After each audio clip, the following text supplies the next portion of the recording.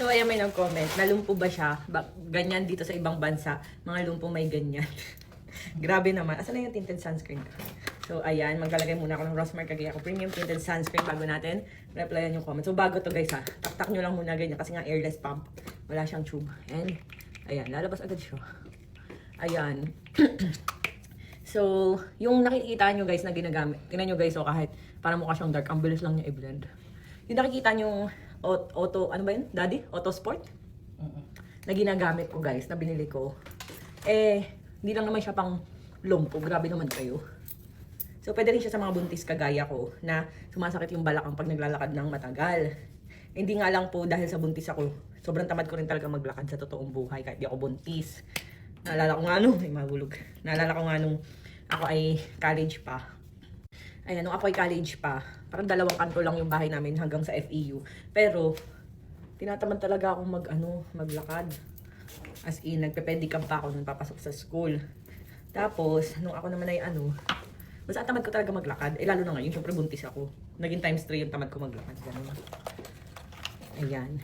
And wala naman masama siguro kahit magganon tayo. Kasi hindi nga lang naman daw yun pang PWD. Yung mismong nagtinda na sa amin yung nagsabi nun. And as long as naman kaya mong bilhin naman yung device, pwede mo siyang gamitin, di ba? Kahit pang stroll lang sa mall, wala namang masama. Puro ganun kasi yung mga comment, nabasa ko.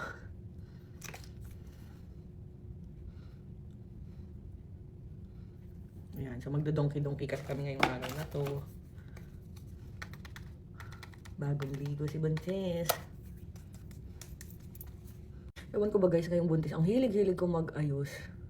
Dati talaga ang tamad-tamad ko. Kasi siguro na rin dahil pag may pinopromote ako, na-record ng light makeup, parang nasanay na ako kasi lagi ako pinag-promote. Ayan, very light lang. Ayan no, tapos na tayo. Ready to go. Tcharan!